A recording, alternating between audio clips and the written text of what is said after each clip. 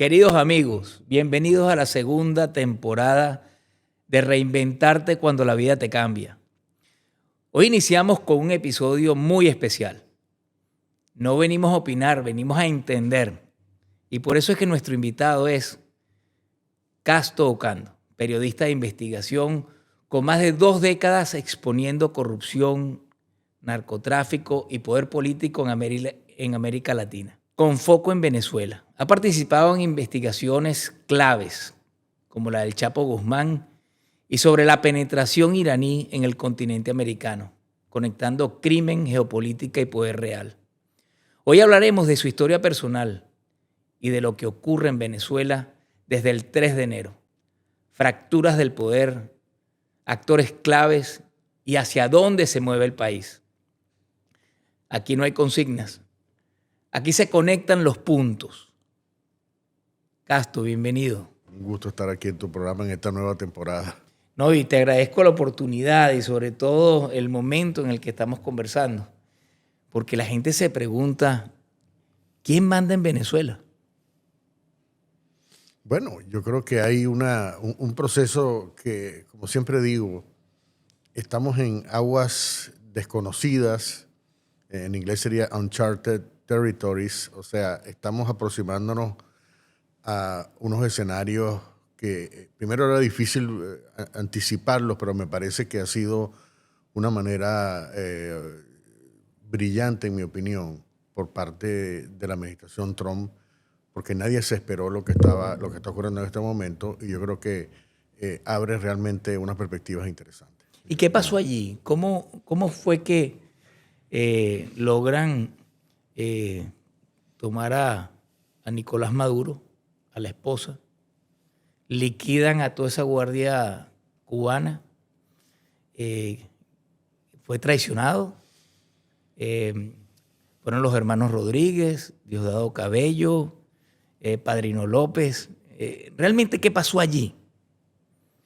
Mira, yo creo que es una combinación de factores, y aunque pudo haber una ayuda, de hecho la hubo, una ayuda interesante, importantísima dentro del régimen, o sea, hubo infiltrados, hubo cooperadores, ¿no? Gente que estaba metido en el esquema de seguridad de Maduro. Yo creo que esto es el resultado de una planificación extraordinaria por parte de Estados Unidos.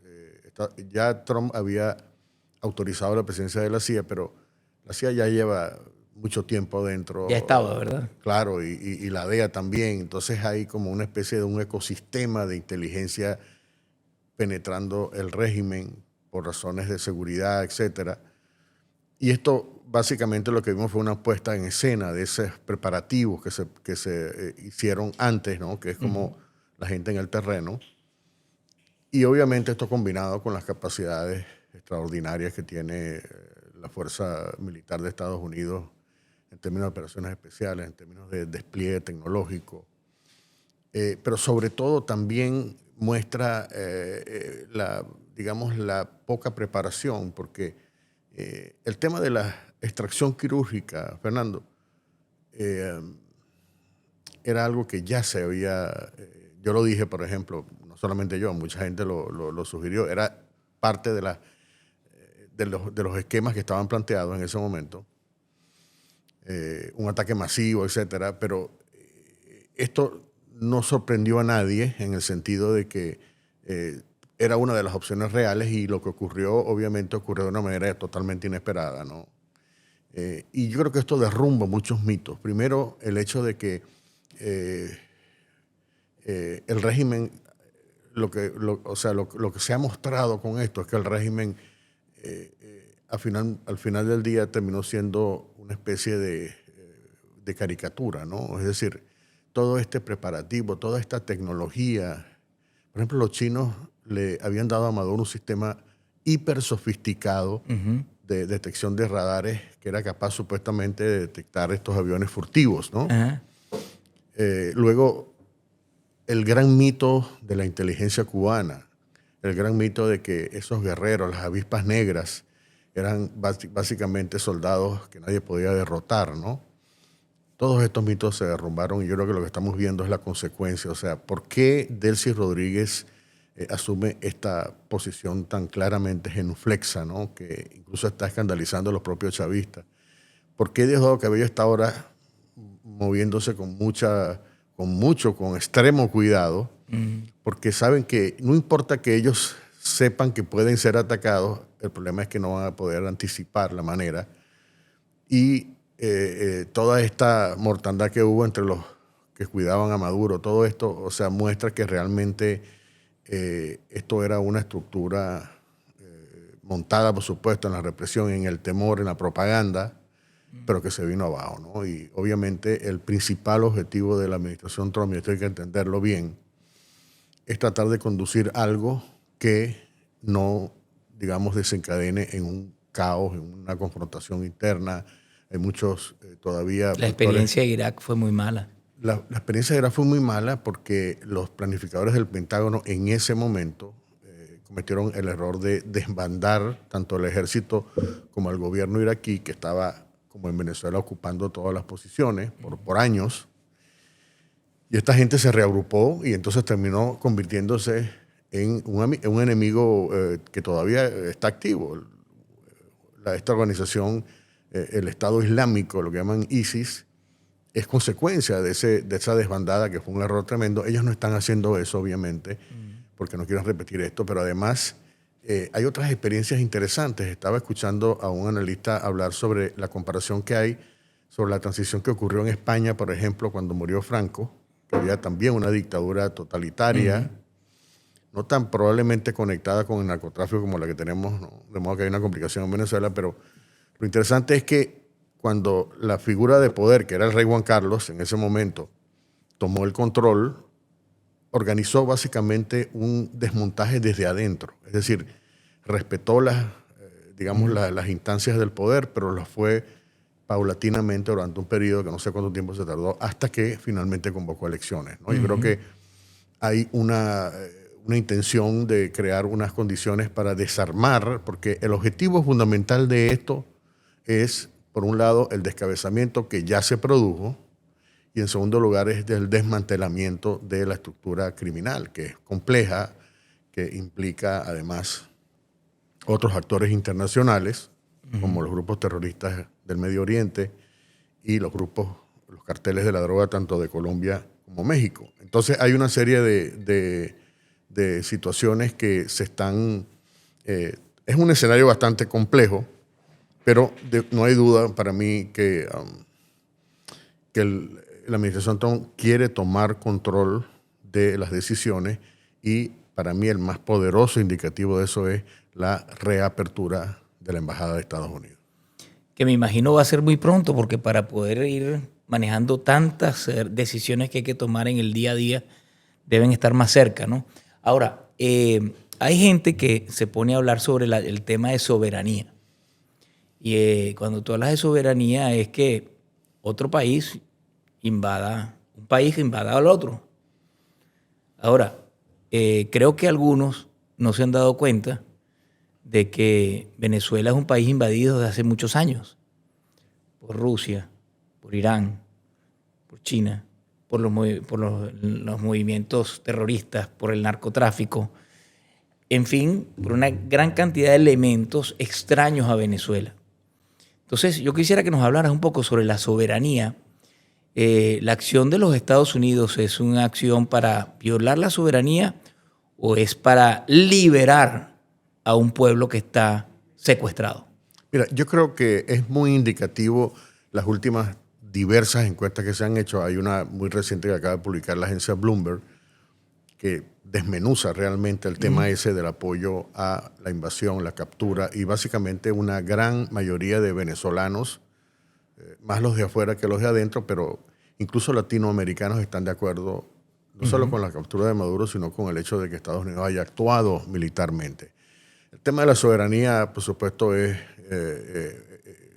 algo que no estaba funcionando en Venezuela. Venezuela ya no tenía desde el momento en que tú permites que los cubanos se metieran, ¿no? Nosotros hicimos un reportaje, un trabajo de investigación grande sobre los lugares donde estaban metidos los cubanos. Los cubanos estaban metidos básicamente en todas las bases militares de Venezuela a nivel alto, dando órdenes a los militares. estaban metidos en los organismos de inteligencia, pero también en los órganos de decisión del gobierno. Una cosa que jamás había ocurrido en Venezuela, una cosa que, por cierto, nadie criticó. Los que critican ahora que supuestamente hay una violación de la soberanía, por supuesto no lo están haciendo. Y luego el tema de entregarle, por ejemplo, las comunicaciones a China. O sea, CanTV, que es la compañía de telecomunicaciones en Venezuela, está bajo control de los chinos. Hay tecnología china allí que se utiliza también para control social. Y luego todas estas alianzas que también implican una cesión de la soberanía, por ejemplo, el hecho de que tengamos en territorio venezolano campamentos del ELN, de la FARC, la manera como operan los carteles Sinaloa, por ejemplo, en el estado Zulia, manejaban 400 pistas clandestinas, la manera como otros poderes foráneos, esto ha sido una constante, de modo que hablar de soberanía es una gran Todo el contradicción. sistema de identificación venezolano y las notarías eran manejadas por los cubanos. Y no solo eso, sino que hay una acusación muy seria contra otra persona que sigue siendo un objetivo, a pesar de que está, digamos, que es Tarek el Aizami. Estados Unidos sabe que Tarek el Aizami entregó más de 10.000 pasaportes. Es decir, aquí hubo básicamente una decisión de poner al servicio de 10.000 pasaportes a quién? a grupos, no se sabe, o sea, pero básicamente a personas de A Medio Oriente, Hezbollah a Hezbollah, por supuesto, ok. Incluso también a grupos de narcotraficantes, a gente de la FARC, por ejemplo, del ELN. Es decir, hubo realmente una violación de la soberanía a una escala masiva, ¿no? Por eso es que hablar ahora de que hubo una violación. No. Y la otra cosa importante es que hay una, digamos, una intervención muy puntual, específica. Obviamente Venezuela, o mejor dicho, Maduro no era una persona reconocida, ¿no? Eso lo dijo muchas veces el secretario Marco Rubio. Se trataba de una persona con un grupo criminal que controlaban un país, lo cual también es No técnicamente... era reconocido como presidente. No era reconocido por Estados Unidos y por lo menos 60 otros países. Y sobre todo los venezolanos, o sea, nadie le pregunta a los venezolanos, bueno, ustedes, la mayoría de los venezolanos considera que Maduro es completamente ilegítimo, una violación de la Constitución. O sea, hay una serie de factores que indican que allí el tema de la soberanía ya había estado siendo violada abiertamente y además peligrosamente en contra de los intereses de los venezolanos. Entonces, yo creo que aquí el tema de la soberanía es no es o sea, me parece que es como ese doble lenguaje, ¿no? Tú agarras el tema de la soberanía en el momento que tú quieres aplicar, pero cuando tienes que aplicarlo por igual, como en el caso cuando estaban los cubanos, entonces no hubo violación de soberanía, ¿no? Me parece que eso es un contrasentido. Pero la otra cosa importante es que, y esto es una cosa que hay que valorar también, ¿no? El tema de cómo Estados Unidos, digamos, puso toda esta maquinaria, ¿no? Para tratar de ayudar a los venezolanos a recuperar, porque esa es la otra manera como se tiene que ver, como yo lo veo también, y como se puede ver este tema. Es decir, hubo una pérdida de la soberanía, ¿no? Donde el régimen no controlaba Venezuela. Los venezolanos no estaban bajo control del gobierno, sino de fuerzas extranjeras. Y básicamente lo que puede haber habido es una recuperación de la soberanía, ¿no? Que es un tema complicado. Estamos en el medio de un acto de liberación de un pueblo. Yo creo que es un acto de liberación y hay otra línea discursiva, digamos, para criticar lo que hizo Trump. Y es que Trump hizo esto para robarse el petróleo venezolano. Yo, a veces a la gente que no entiende cómo es esto, yo les digo, mira, para robarse un petróleo primero tienes que sacarlo, producirlo, ¿no? Y producirlo es complicadísimo. Y además requiere de una gran cantidad de dinero, de recursos, de infraestructura, por la cual hay que pagar, ¿no? De modo que es un mal negocio si la manera si el objetivo es robarse, ¿no? Cosa que no es, además, no es correcto decir que se van a robar. Hay un proceso, por supuesto, Venezuela va a recibir lo que tiene que recibir y las compañías tienen que invertir. Pero el tema de la intervención de Trump me parece interesante, Fernando, porque la gente tiene que ver lo que ha implicado para Estados Unidos esta acción, ¿no? O sea, independientemente de que Trump haya querido dejar claro que ellos están interesados en el petróleo, digamos, la inversión que ha hecho Trump es una cosa que vale la pena tomar en cuenta. Por ejemplo, Trump está poniendo su capital político, ¿no? O sea, estamos en un año electoral. No se la está jugando. Se la está jugando. Con unos beneficios que, por cierto, todavía no están totalmente claros. En cuanto a resultados, me refiero. Y por eso es que yo creo que vamos a ver un aceleramiento de lo que está pasando en Venezuela, porque Trump necesita ofrecer y ver resultados. Pero, mira, todo este despliegue de 4 meses, ¿no?, ha implicado un gasto extraordinario. Es decir, aquí tienen que haberse gastado entre 10 y 30 mil millones de dólares para hacer esto. La operación de Maduro no es la sola operación que pudiera haber durado, digamos, en total unas 6 horas, ¿no? Si tomamos en cuenta que habría comenzado alrededor de las 10 de la noche del 2 de enero y terminó a las 4 de la mañana al día siguiente.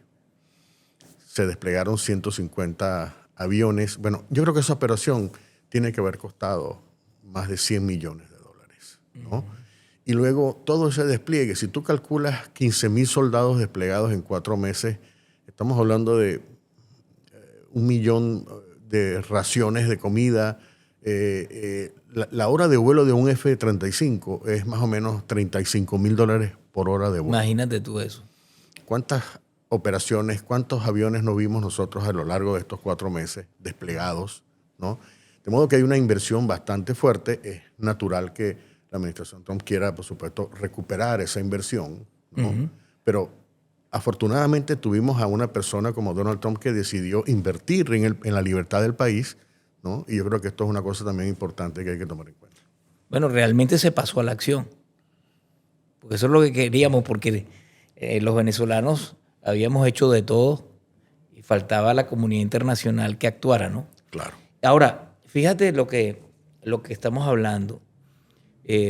Si revisamos la historia, pasaron 200 años, 220 años, para que nuevamente se encontraran las potencias del mundo nuevamente en continente americano. Cuando la independencia, las potencias de entonces, España, Francia, Inglaterra, etcétera, estaban en el continente americano. Todo esto pasó y luego de 220 años, las potencias mundiales se encuentran nuevamente en continente americano. Y Estados Unidos tenía una doctrina que no se estaba aplicando, a pesar de que muchos fuimos a advertir sobre la invasión del continente americano de los enemigos de los Estados Unidos al Departamento de Estado por años. Sin embargo, no había reacción. Y el presidente Trump lo que hizo fue, no solamente trajo la doctrina Monroe, sino que además fue más allá. Y me parece que es una coherencia en el discurso. Porque si él está diciendo a Europa, encárguense ustedes de Ucrania, si le está diciendo a Arabia Saudita y a Israel, encárguense ustedes del Medio Oriente, bueno, ¿y de qué se va a encargar Estados Unidos? De su continente, ¿no? Entonces, ese movimiento que está haciendo no es solamente por el caso venezolano. Hay movimientos terroristas, narcotraficantes que están en todo el continente y que es necesario detener.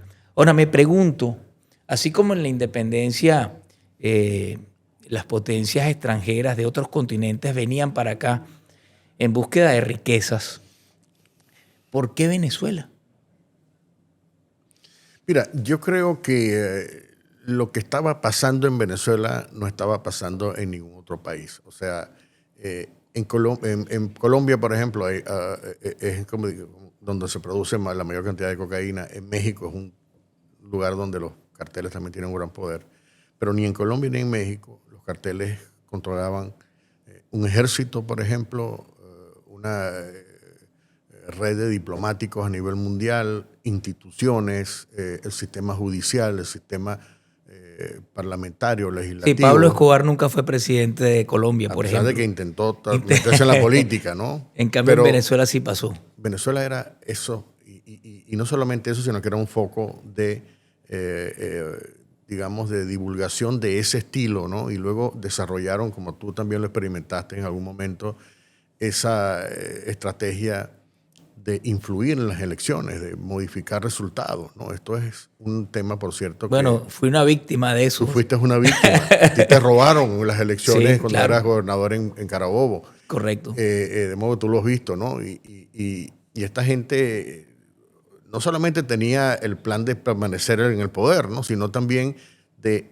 ayudar a otros estados. O sea, esto es una estructura que no solamente traficaba con dos objetivos. Un objetivo es atacar a Estados Unidos, ¿no? Como lo planteó inicialmente el gobierno de Cuba desde que comenzó la revolución en Cuba, atacar a Estados Unidos, pero por otro lado, crear unos flujos incontrolables, no sancionables por Estados Unidos, que es esta economía completamente ilegal y monumental, extraordinaria, pero al mismo tiempo quitar y poner presidentes en muchos países de América Latina, y luego servir de plataforma para los, como tú dijiste, los poderosos enemigos que siempre están en Venezuela. Por ejemplo, en el 2023 Maduro firmó un convenio para cederle al menos 1 millón de hectáreas a Irán para supuestamente producir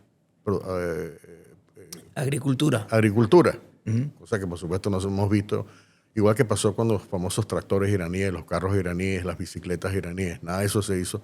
Y muchos de los campamentos terminaron operando ahí. O sea, lo que estaba pasando en Venezuela realmente era totalmente único y extremadamente peligroso por diferentes razones. Pero además de eso, Venezuela también juega un papel en el tema, digamos, del ajedrez geopolítico. Energía. En este momento, por ejemplo, ya no están saliendo los barcos para China. O sea, básicamente Trump cortó una vía importante, lo cual obliga a China a buscar otros proveedores como Irán, que también está en problemas.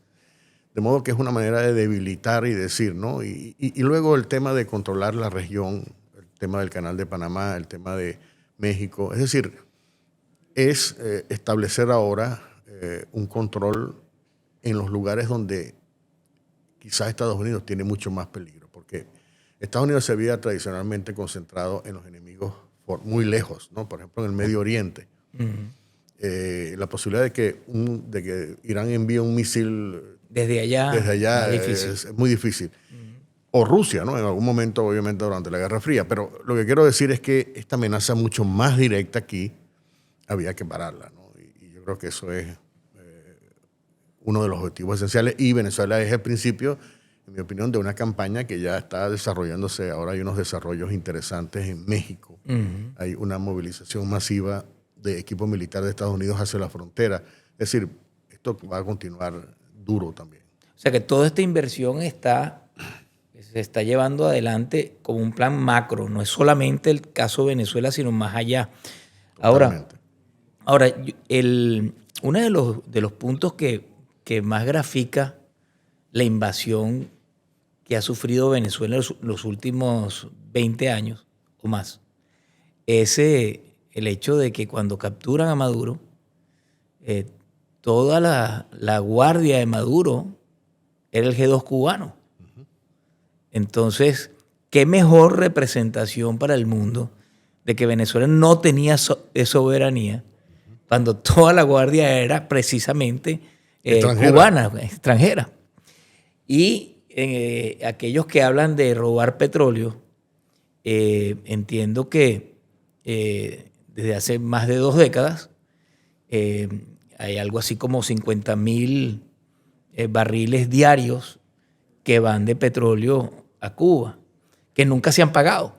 Yo no digo que lo van a robar, pero porque no quiero decir la palabra, pero evidentemente lo han tomado prestado como mínimo, ¿no? Entonces, ¿qué piensas tú de Cuba cuando ahora también esos envíos de petróleo no están llegando? ¿Tú crees que hay posibilidad también de que, así como Venezuela está en una etapa de cambios, también vengan cambios en Cuba? Yo creo que esto obviamente está dentro de la planificación, ¿no? O sea, si los cubanos solían decir o han solido decir que realmente la cabeza de la culebra no estaba en Venezuela, sino en Cuba. Yo siempre diferí de esa apreciación porque, como se ha probado, ¿no? La cabeza realmente está en Venezuela por una sencilla razón, porque había mucho más recursos, mucho más capacidad que no tenía Cuba.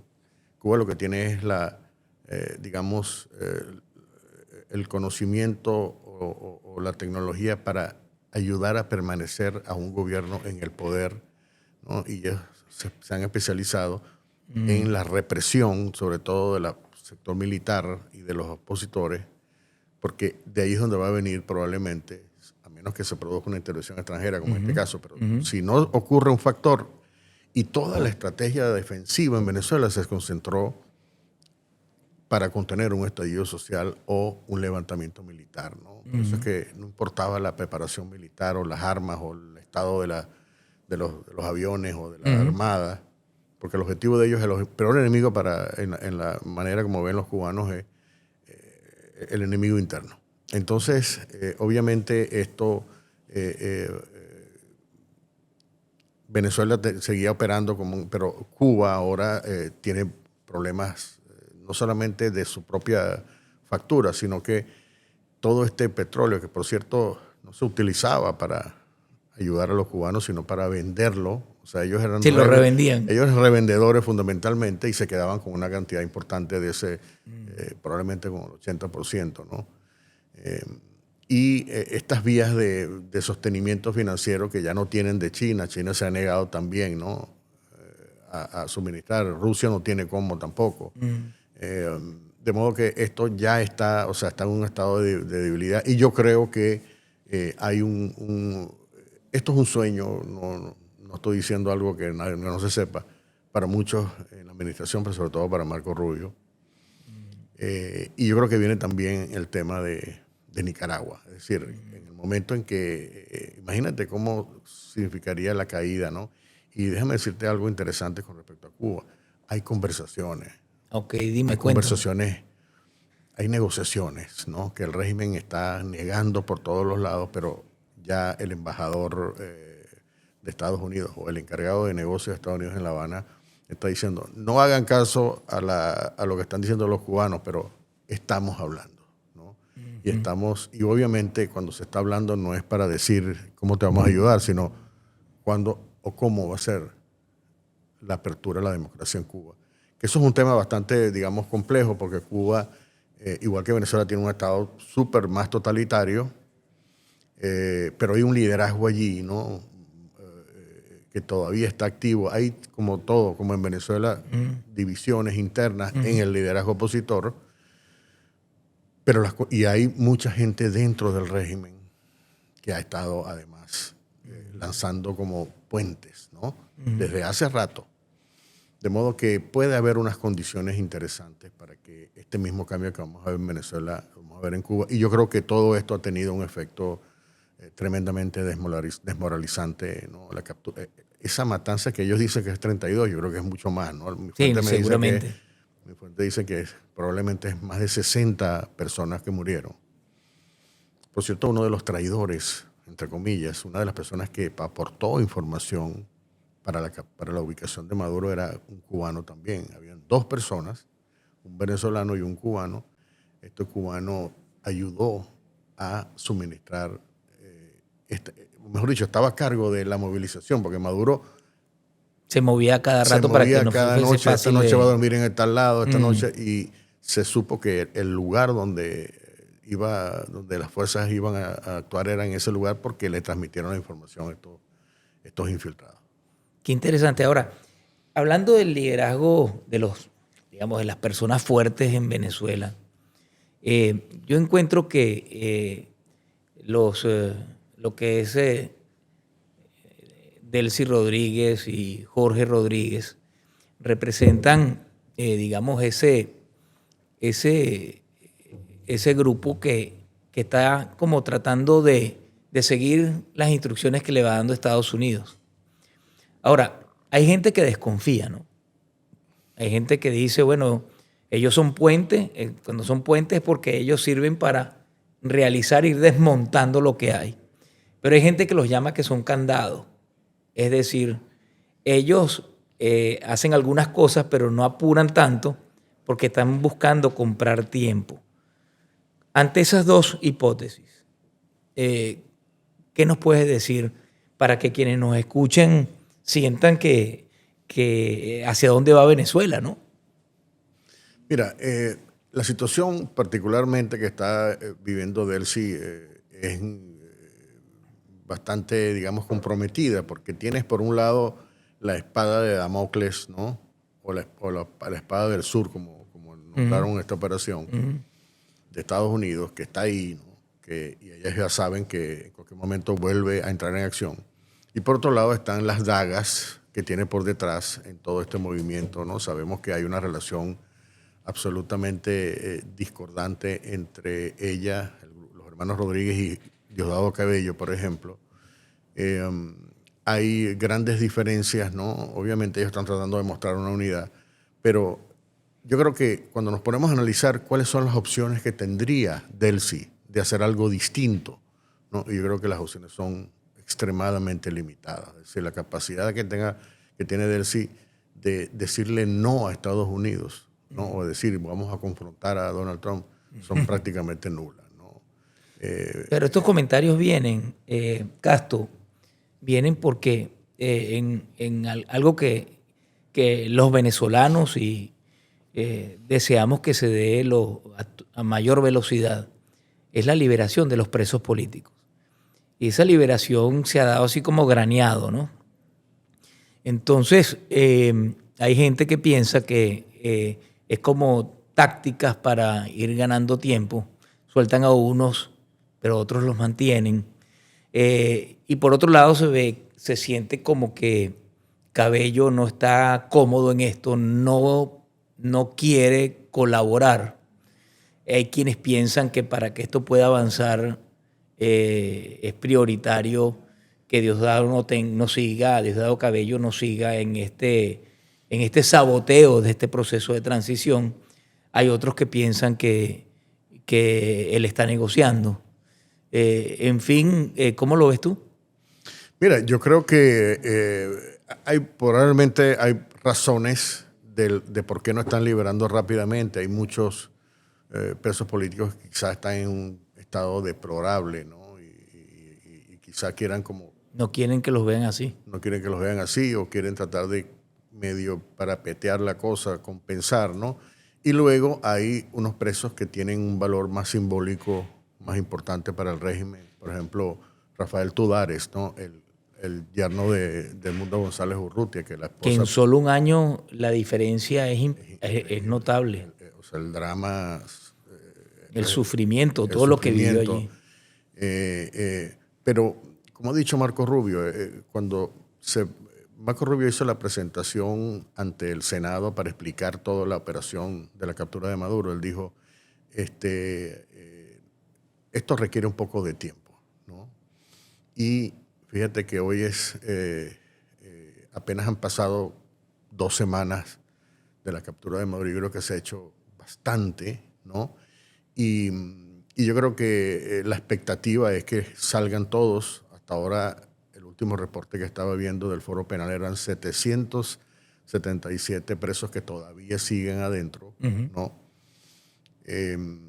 Y bueno, esto tiene que venir, y yo creo que a medida que más se tarde, ya hay unas importantes presiones aquí en el Congreso de Estados Unidos. Hay congresistas que están no solamente presionando a Marco Rubio, a la administración, sino también advertencias al régimen. El senador, por ejemplo, Rick Scott, le ha dicho directamente a María Elvira Salazar también, a Delcy Rodríguez, al propio Cabello, está en su interés que terminen de este proceso lo más rápido posible, ¿no? Pero es, digamos, parte de la lentitud como se está moviendo esto, porque básicamente se trata de desarmar una estructura que funcionó, digamos, impunemente, sin ningún tipo de consideración por 2 décadas y media. Y claro, esto tiene consecuencias, ¿no? Porque en el momento en que la gente comienza a entender que ya por la presión de Estados Unidos el régimen no puede seguir persiguiendo, entonces la gente va a comenzar a salir a la calle. Ya ayer anoche estaba viendo las primeras Las protestas protestas, sí. en Acarigua, por ejemplo. Gente en la calle a celebrar sin miedo, ¿no? Y esto es un factor terrible porque esto puede implicar la desestabilización verdaderamente. O sea, lo que más le teme al régimen es que la gente diga, ahora no nos pueden tocar, vamos a protestar, vamos a reclamar, ¿no? Y aquí es donde comienza la gente a exteriorizar. Y esta exteriorización no solamente va a ser en la población, sino también probablemente en las Fuerzas Armadas. Por eso te digo que es muy importante el tema de la embajada americana, porque ahora Estados Unidos pudiera enviar personas del Departamento de Justicia, por ejemplo, que vayan directamente a las prisiones, que chequeen esto, que comienzan a decir, dime qué está pasando con los cubanos, dime qué está pasando en el SEBIN, en el DIGESIN, reunirse probablemente con militares disidentes. O sea, ya hay, eso es muy importante, porque vamos a ver un incremento, por supuesto, de la presión de Estados Unidos, pero ya no por vía telefónica, como se piensa que están ahora sucediendo las decisiones, sino en el terreno. Y esto creo que es una cosa importante, pero definitivamente es una cosa preocupante, pero al mismo tiempo nos sorprende porque esta gente está entendiendo, Diosdado Cabello, que el poder que tenían, ¿no?, de aterrorizar, lo están perdiendo, ¿no?, de una manera muy rápida, o sea, muy inesperada. No pueden hacer nada, ¿no? Sobre todo si va a estar, digamos, una presencia activa de gente de las autoridades de Estados Unidos en Venezuela. De modo que, pero sigue siendo un tema de preocupación. Pero la gente se sigue preguntando, ¿quién manda? ¿Por qué? Y disculpa que te insista en la pregunta, ¿quién manda en Venezuela? Porque se dice que se dio la orden de que salieran los presos políticos, no han salido los presos políticos como quisiéramos. Hay cambios en la Fuerza Armada, pero no es la presidenta interina la que está tomando las decisiones, sino el ministro Diosdado Cabello. Entonces la gente se pregunta, ¿quién manda en Venezuela? La gente se pregunta, ¿Padrino López está asumiendo un rol institucional para ir haciendo la transición hacia una democracia? ¿O Padrino López está en modo sobrevivencia para salvarse él o los demás?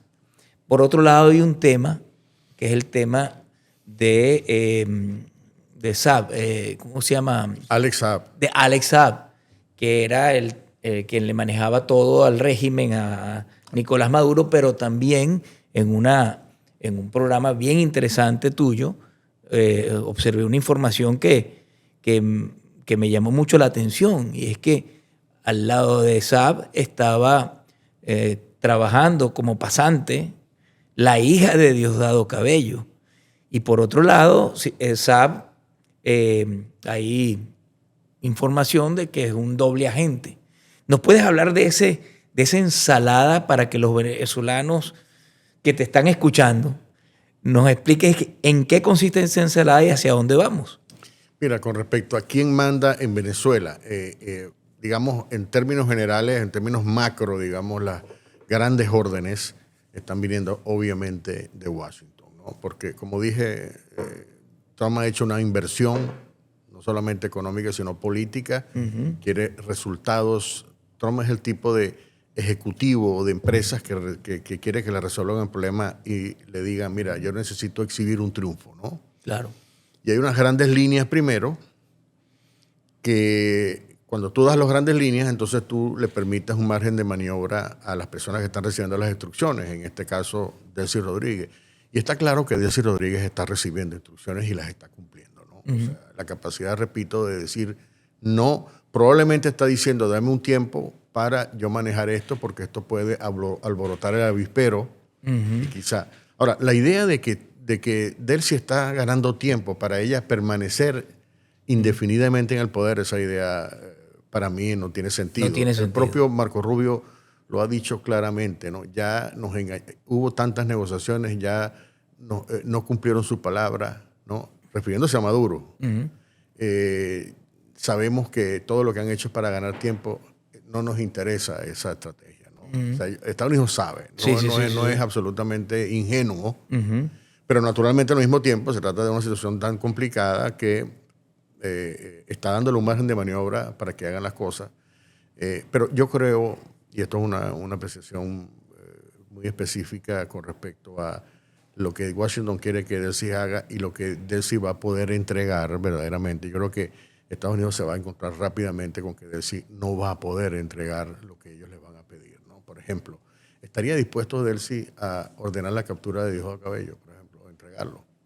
¿Estaría Delcy sería capaz de, por ejemplo, de tomar control de las decisiones y quitar a Padrino del poder y designar a un militar que esté alineado con Estados Unidos, ¿no? Y yo creo que esto es parte de lo que Estados Unidos probablemente va a querer hacer. Probablemente no tan rápido, pero eventualmente, y no hablo de años, sino de probablemente semanas. Fíjate que es lógica la pregunta, ¿quién manda en Venezuela? Claro, claro. Pero no se trata de una situación regular. No es que Delcy controla todo el poder, porque no lo controla. No es que Diosdado controla todo el poder, porque tampoco lo controla. Él controla, digamos, unas facciones, probablemente las más violentas, las mejores armadas. Y Padrino representa, digamos, la institucionalidad militar, ¿no? No sé qué significa realmente eso, pero tiene un control del sector militar que por ahora está como a la expectativa, porque viene en cambio. Pero el tema fundamental es que es una situación, digamos, irregular, donde Estados Unidos tiene la voz cantante, ¿no? Y Estados Unidos también está respondiendo, por cierto, a las presiones de aquí y de allá, ¿no? Correcto, correcto. Es una cosa que ahora, está en desarrollo. Dentro de todo ese ajedrez, se da una reunión importantísima del presidente Donald Trump con nuestra premio Nobel María Corina Machado. Y María Corina Machado sale con su expresión corporal, ya te decía que la reunión fue extraordinaria. Entonces, ¿quién manda en Venezuela? ¿Cuál es el paso? ¿Qué rol histórico de aquí en adelante ves tú que le tocará a María Corina Machado? Mira, esa reunión para mí es una reunión histórica porque hubo mucha gente que pensó que María Corina la iban a dejar a un lado, ¿no? Y obviamente esta reunión mostró totalmente lo contrario. Fue una sorpresa importante, pero además cosas que se discutieron adentro. Por ejemplo, uno de los episodios que ha sido relatado ahora, ha salido a la luz pública, que tiene que ver cuando María Corina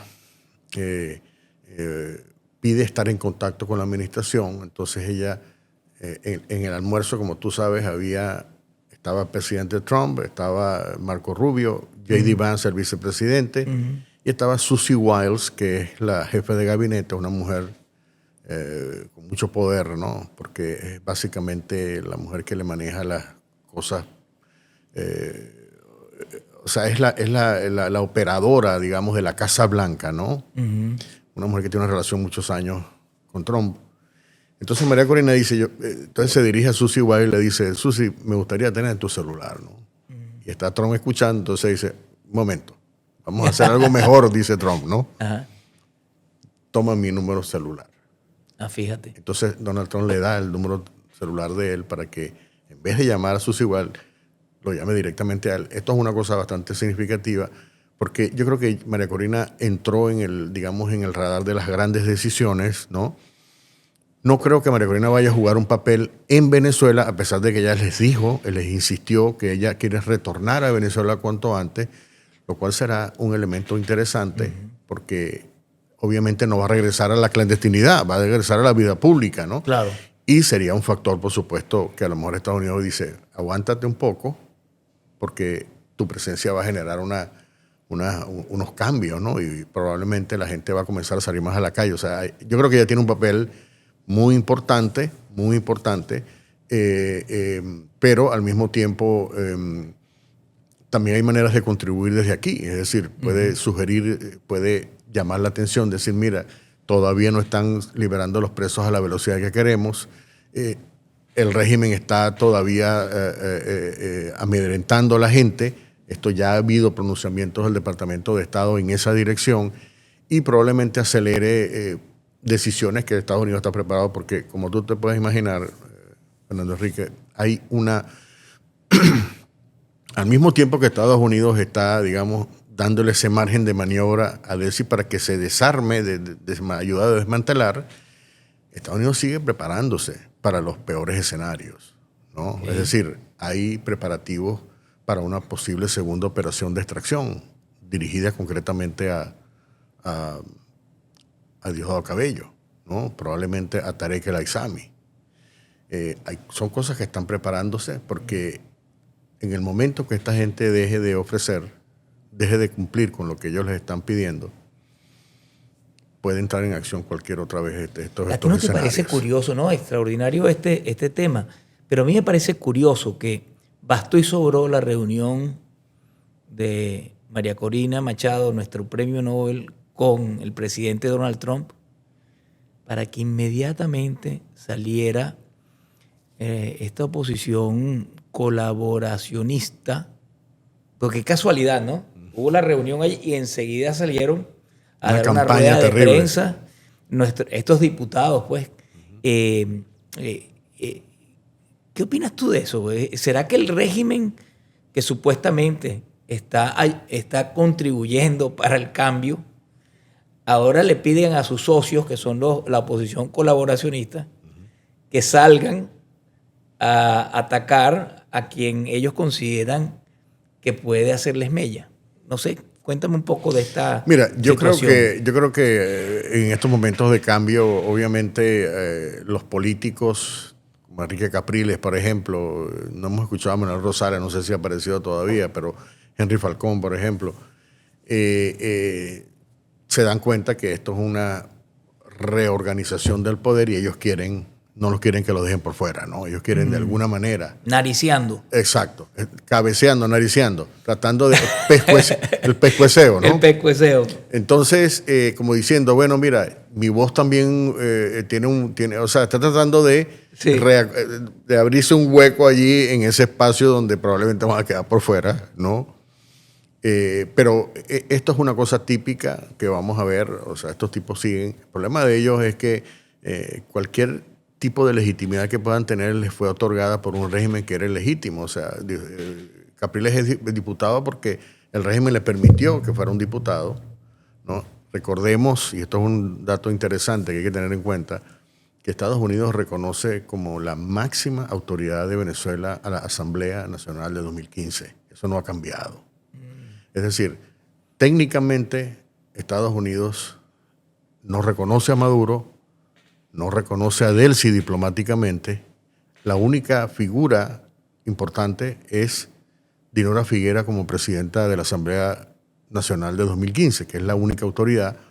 Y esto se va a mantener porque esto tiene implicaciones además legales. Hay una cantidad de juicios que se están dirimiendo. Interesante esa parte. Y la persona que está al frente como autoridad reconocida por Estados Unidos y por 60 países es la Asamblea Nacional de 2015. Por ejemplo, está la disputa por el oro en Inglaterra, que el régimen está reclamando como si fuera de ellos, y el Banco de Inglaterra dijo, no, ustedes son ilegítimos. Realmente nosotros lo que reconocemos es a la Asamblea Nacional de 2015. Entonces, desconocer esa autoridad en este momento complicaría eso, el juicio de Citgo, o sea, una cantidad de reclamos que hay, y le daría una beligerancia también a un régimen que por naturaleza, y esto también hay que entenderlo, es transitorio. Es decir, Delcy preside un interinato, algunos le dicen el Rodrigato, pero que tiene un punto y final, ¿no? O sea, y no se va a extender más allá de lo que sea necesario. De modo que hay cosas interesantes aquí que todavía tienen consecuencias. Ahora, fíjate, todo este proceso tiene un acelerador en los cambios que queremos los venezolanos, pero hay un acelerador que es la agenda política norteamericana, porque en noviembre de este año vienen las elecciones de medio término, en donde se elige la mitad del Congreso norteamericano. Y para el gobierno de Donald Trump es muy importante mantener la mayoría para poder llevar adelante una agenda que se han planteado. Ahora, visto desde el punto de vista de muchos venezolanos, la posición del Partido Demócrata en varias oportunidades tratando de impedir acciones en Venezuela. ¿Cuál es la lectura que deben tener? Mira, en mi opinión, el Partido Demócrata es probablemente uno de los enemigos más poderosos del proceso de transición en Venezuela. Y ahí, por supuesto, ha habido un esfuerzo, como tú acabas de decir, para bloquear a Trump.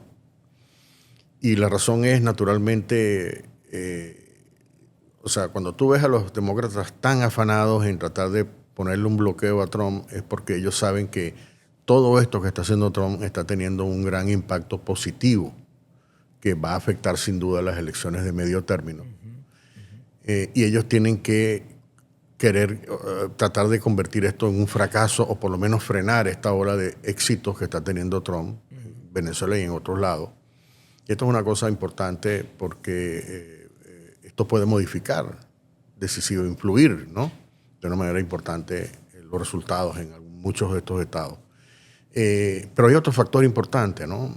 Una de las revelaciones que se conoció acerca de por qué Maduro no quería aceptar la propuesta de Trump. Trump le presentó 4 o 5 veces la propuesta de que se fuera, de que incluso lo sabemos, ¿no? La historia de... Es que no creían que se iba a hacer. Pero, y eso es un punto importante, ¿no? Aparte de que no creían, y esto es una apreciación, un error de cálculo que probablemente lo aconsejaron los cubanos, la otra revelación importante es que Maduro estaba confiando en que los demócratas lo iban a salvar de esta catástrofe en las elecciones, justamente, ¿no? O sea, el cálculo de Maduro, un cálculo absolutamente fuera de... Llegar a noviembre. Llegar a noviembre y esperar que los demócratas controlaran el Congreso para que pudieran tomar ¿Y ese decisiones. no podría ser el cálculo de Delcy Rodríguez también? Bueno, ese era el cálculo de Maduro, pero antes de pasar a Delcy Rodríguez, ¿por qué Maduro hace ese cálculo?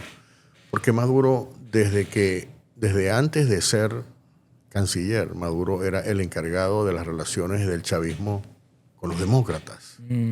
Y tiene una larga relación, por ejemplo, con líderes importantes como Gregory Meek, por ejemplo, con quien, por cierto, se reunió en una oportunidad hace unas semanas María Corina Machado. Es decir, hay una alianza, ha habido una alianza de Maduro con factores de la izquierda en Estados Unidos. Mira, una de las... y además la colaboración era muy activa. La manera como se creó, por ejemplo, este movimiento Black Lives Matter, ¿no? Que fue creado en 2013, en abril de 2013, es porque Chávez le dio un capital semilla de $1 millón antes de morirse. La creadora de esta organización aquí en Estados Unidos viajó a Caracas y recibió ese cheque, y gracias a ese aporte del $1 millón de Chávez, fundó este movimiento que, por cierto, desató todo esto, y todas las protestas que hay a favor de Maduro ahorita también han estado siendo patrocinadas por otra organización que se llama Código Rosa, Code Pink, que es la que está también financiando las protestas pro Palestina, etc. Lo que te quiero decir es que hay una línea de alianzas que hizo Maduro, ¿no? Y por eso es que el Partido Demócrata le debe mucho a la dictadura, en términos de probablemente apoyos económicos, en términos de que comparten quizá la misma ideología, y sobre todo porque hay muchos secretos, ¿no? Y Maduro, en este momento, como un preso, si él decide negociar, por ejemplo, pudiera aportar una información tremendamente dañina para los demócratas, y quizá parte de estas actividades, este activismo que tiene el Partido Demócrata para frenar a Trump a como de lugar, quizás sea producto de ciertas amenazas veladas que puede estar recibiendo de Maduro, porque Maduro puede revelar muchas cosas, ¿no? Que él sabe que él protagonizó. Esto tendría... Si te estoy entendiendo bien, podríamos llegar a pensar que el régimen venezolano entregó dinero a algunas fichas importantes en el terreno político norteamericano. Bueno, lo acaba de decir Hugo Carvajal, ¿no? Él dice que él sabe que se entregó dinero a políticos que aún están activos, políticos demócratas que ya se retiraron y otros operadores aquí en Estados Unidos, se lo dijo Carvajal. Pero además es como la manera como ha funcionado el régimen. Y Delcy, por cierto, ha jugado un papel importante. Por ejemplo, ellos hicieron lo mismo en España, ¿no? Pagaron a políticos y la razón por la cual tú ves a un tipo como Pedro Sánchez tratando de tapar todo a Zapatero es porque ellos recibieron importantes contribuciones financieras del régimen, que era una estrategia, digamos, de, si se quiere, sobornar, ¿no?, a todos estos presidentes para luego tenerlos como aliados, no tanto voluntarios, sino bajo amenaza, ¿no? Y esto es una de las estrategias que siempre utilizó el régimen. Pero esto es realmente un escenario, y yo creo que es muy digamos, muy amenazante todo lo que está tratando de tramar el Partido Demócrata por esto, ¿no? Porque para ellos esto no solamente es un éxito de Trump que les tiene una repercusión política, sino también tienen que defender a un posible excontribuyente de ellos, de sus actividades, ¿no?, que pudiera meterlos en más problemas de los que ya tienen. Me estoy acordando de Smartmatic, escuchándote. ¿Será que la tecnología electoral en la que cambian resultados, gana el que perdió, que se ha acusado varias veces en los Estados Unidos que ha ocurrido? ¿Será que esa tecnología que de alguna manera contribuyó para que el régimen lograra muchos objetivos en Venezuela y luego se hiciera en otros países, también tiene un impacto importante en elecciones pasadas norteamericanas, y que el que se conozca cómo llegó eso a los Estados Unidos podría ser una bomba de tiempo importante, un escándalo político de gran magnitud? Mira, yo creo que esto es un tema, digamos, muy importante para Donald Trump, personalmente importante para Donald Trump. Él piensa, lo dijo desde el principio, me robaron las elecciones en el 2020 y lo sigue sosteniendo, constantemente postea mensajes en esa dirección. Tengo entendido que hay ya investigaciones criminales del Departamento de Justicia sobre este tipo de modificaciones potenciales de los resultados en algunos estados clave para producir. Se habla incluso de que hubo una modificación de más de 2 millones de votos, que fue lo que le dieron lo que les dio el triunfo. Eso todavía tiene que probarse en las cortes, obviamente, pero aquí se juega un papel clave una tecnología basada, ¿no?, o que se ha desprendido de la tecnología que creó Smartmatic y otras compañías como Dominion. Y esto es una cosa que ha salido a la luz pública porque algunos de los ingenieros que participaron en Smartmatic han decidido comenzar a hablar de lo que saben, ¿no? Cómo se maneja esta estructura, que es bastante compleja, es difícil de que deje rastros, pero la manera como opera, ¿no? Y esto ha salido por diferentes vías, ¿no? Hay un juicio en este momento entre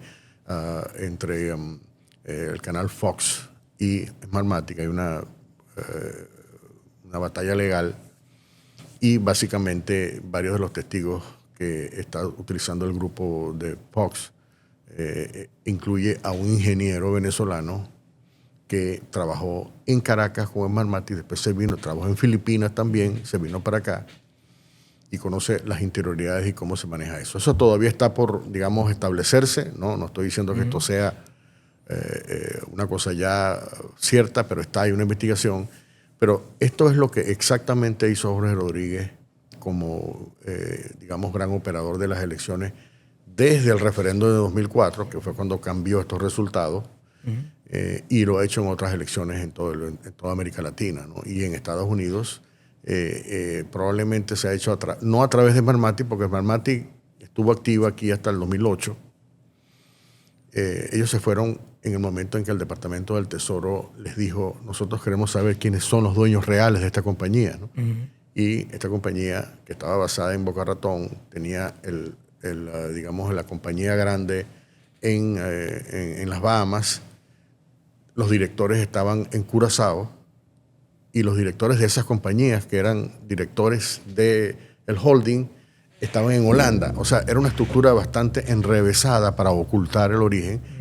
Y la presunción del Departamento del Tesoro en esa época, 2008, era que en algún punto de ese esquema para ocultar estaba el gobierno de Chávez, estaba Jorge Rodríguez probablemente, y probablemente sigue estando. Pero lo cierto es que hemos visto episodios similares en Brasil, por ejemplo, en Bolivia, incluso en Colombia se habla que hubo modificaciones, en Ecuador, probablemente en México. En México es el terreno de las trampas electorales, es el reino, mejor dicho.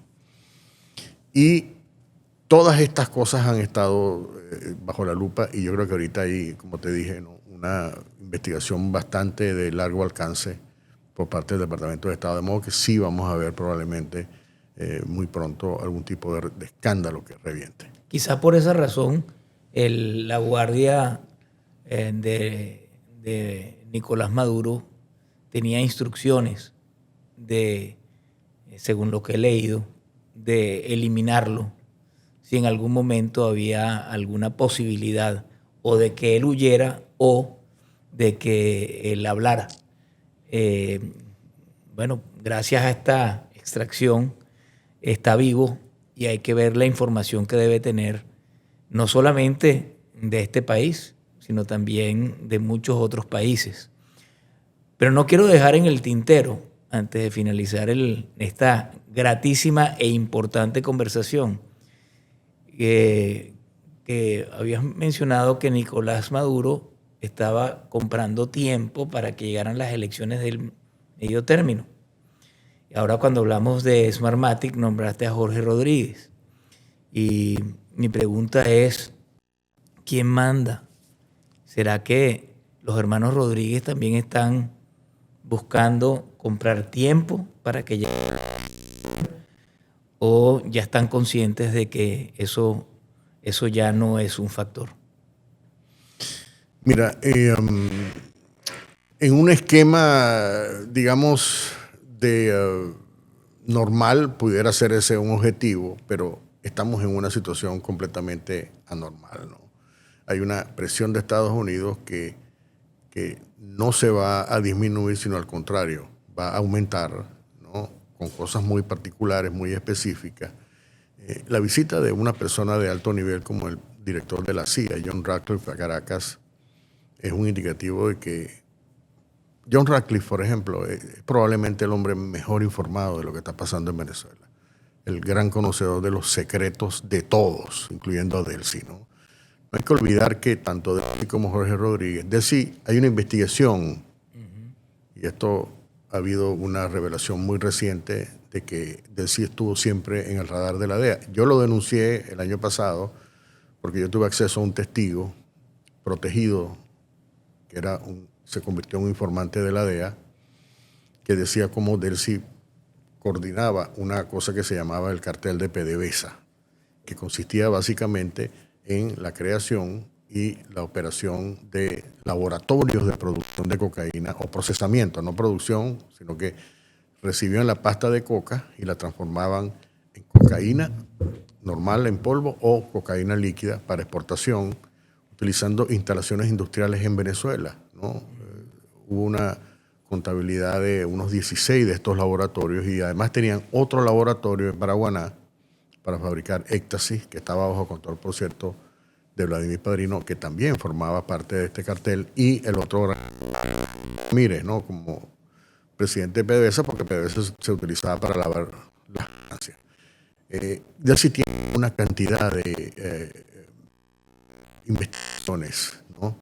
La DEA, por ejemplo, siempre la mantuvo en el radar, la identificó como una operadora de narcotráfico en operaciones en Venezuela. Luego hay una cantidad de operaciones de lavado de dinero, de posible corrupción, pago de sobornos. Esto es como la advertencia de Estados Unidos. En el momento en que Estados Unidos le ponga una acusación criminal, un indictment, como se dice en inglés, en ese momento ya se convierte en un objetivo, se convierte en fugitiva de la justicia de Estados Unidos. Lo que está pasando ahorita con Alex Saab, ¿no? Alex Saab, en el perdón presidencial le dijeron, usted no puede volver a cometer los delitos que cometía. Bueno, Alex Saab ha cometido eso y más delitos todavía. ¿no? Y le pueden quitar el perdón presidencial a discreción del presidente cuando sea, ¿no? Por supuesto. ¿Por qué no lo hacen? Bueno, porque está colaborando y sería interesante, ¿no? O sea, que él sigue siendo doble agente. Yo creo que es un doble agente. Las fuentes me dicen que es una persona que ha estado, se posicionó, además en una posición muy importante porque puede saber dónde está al menos parte de la fortuna o el modo para ellos utilizarla, esconder el dinero, las empresas fachadas. Puede conocer mucho sobre Diosdado Cabello, o sea, puede aportar una información y no me extrañaría que Alex Saab también fuera un testigo estrella en el juicio contra Maduro. ¿Y será que él sabe dónde están los 600.000 bitcoins que se dice que existen? Bueno, es una parte Son especulativa, pero es posible porque muchas de las operaciones que él condujo, sobre todo en la segunda etapa cuando él se vino, eran en bitcoins, ¿no? Perdón, realmente en monedas digitales, ¿no? Bitcoin es una, es posible, también se hacían operaciones en USDT y en otras monedas digitales pasivas, ¿no? Eso es otro tema interesante también. Pero hemos sabido que la CIA, por ejemplo, ya está activamente monitoreando esos fondos porque, repito, estos fondos pueden ser utilizados para fines de desestabilización en Venezuela y esto es una prioridad en este momento, mantener al país fuera de peligro. ¿Avisoras la entrada en los próximos días, quizás un mes, 2 meses, de personajes que no tengan nada que ver con el régimen para ir manejándose ese paso hacia la transición y luego hacia la democracia? Yo creo que eso es el siguiente paso, ir metiendo poco a poco personas que representen más claramente los intereses de Estados Unidos. Al menos los intereses, no tanto económicos, pues es un tema bastante más complejo, sino, digamos, las líneas de acción que Estados Unidos quiere. Ahora, aquí hay un elemento que está presionando tremendamente y es justamente el tema de la inversión petrolera, ¿no? Que, como ha quedado claro, hay muchas compañías dispuestas a invertir, pero no en las actuales condiciones, pero además de eso, no con el actual liderazgo. Entonces tú tienes que comenzar a poner gente que verdaderamente genere una gran confianza para la gente, porque de lo contrario entonces va a ser un fracaso esa estrategia de inversión masiva, que es uno de los objetivos de Donald Trump, no tanto de Marco Rubio sino porque el proceso de transición se puede ir construyendo. Debería. Desmontando lo que hay e ir construyendo al mismo tiempo. Porque de lo contrario entonces no va a venir toda esa inversión sin la cual, por supuesto, no hay una reconstrucción efectiva en Venezuela, ¿no? O sea, ¿qué haces tú con cambiar el liderazgo arriba, pero no tienes la manera de generar los suficientes empleos?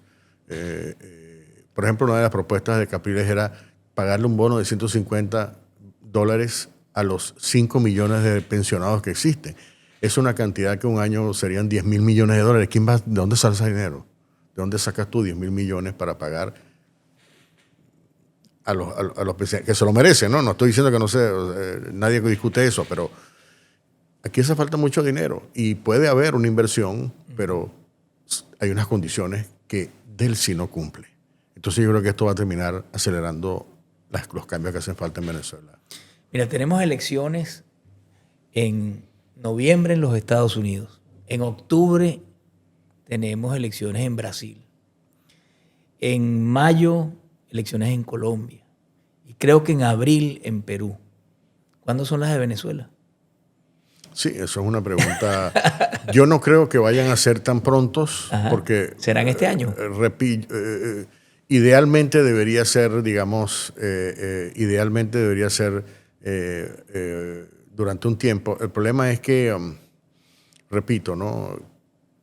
La prioridad ahorita es desmantelar esta estructura. Tenemos estas personas, por ejemplo, todos los grupos de fuerzas especiales siguen operando, ¿no? Probablemente ya no tanto en el tema de persecución, porque está la presión de Estados Unidos, pero estas personas, para desactivarlas, tendrías que desarmarlas primero. Los colectivos, por ejemplo, ¿qué va a pasar, no? Mira, la administración tiene, no sé, creo que 3,5 millones de personas, la administración pública en Venezuela, ¿no? Probablemente la mitad de esa administración sean corruptos y criminales, ¿no? ¿Cómo tú puedes enjuiciar a 3 millones de personas, a 2 millones o a 1 millón de personas? Y luego, si las encuentras culpables, ¿dónde las vas a meter, no? O sea, hay una serie de elementos operativos, ¿no? Que tú necesitas resolver. ¿Cómo por ejemplo, comienzas a, sin crear caos, ¿no? ¿Cómo comienzas a impartir justicia? Que María Corina ha dicho, sin justicia no hay libertad, tienes que ir a la justicia. Todos estos esbirros, ¿no? Que probablemente pueden ser 5.000 personas.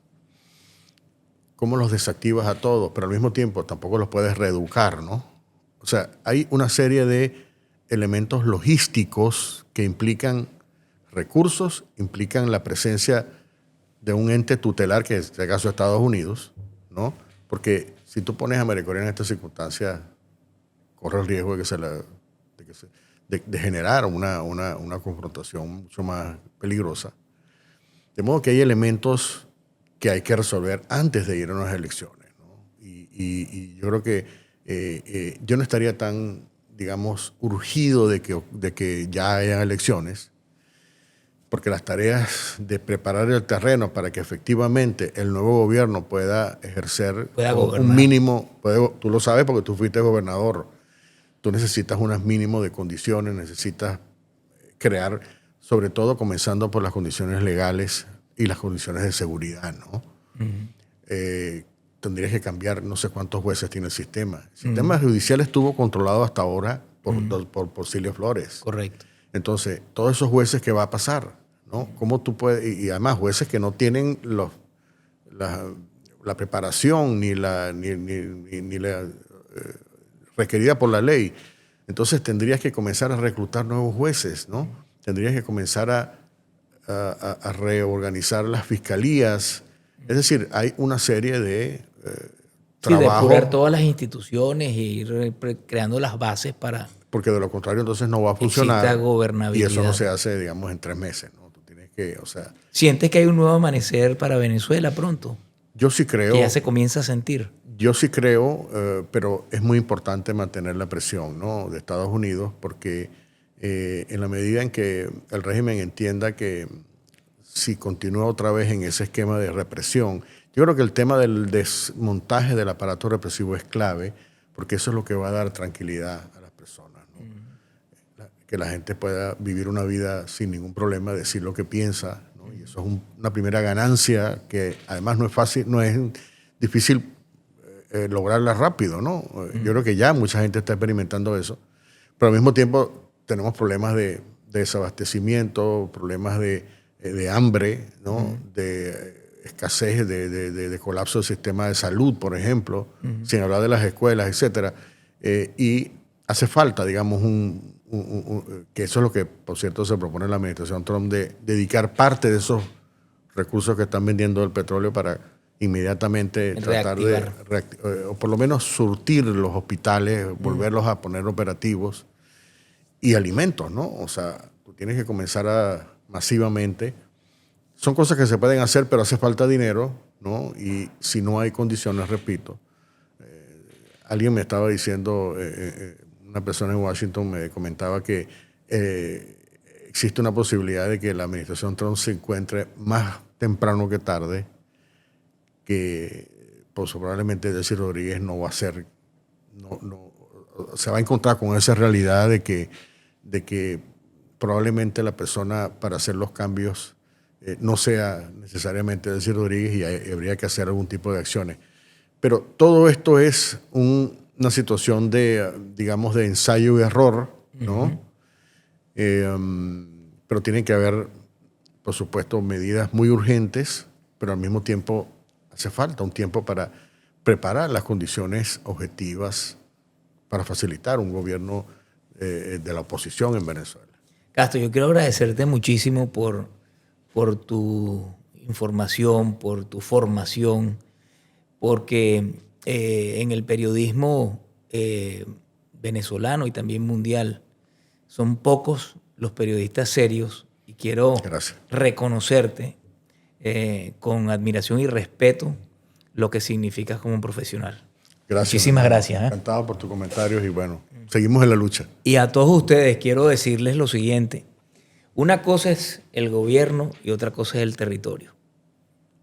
Si solamente se tiene el gobierno y no se controla el territorio, Venezuela no estaría en condiciones de gobernabilidad y por ello es fundamental todo este proceso que estamos viviendo.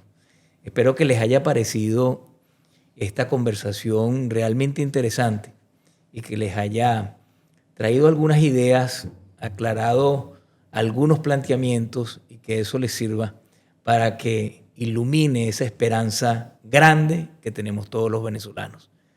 Nos vemos en la próxima.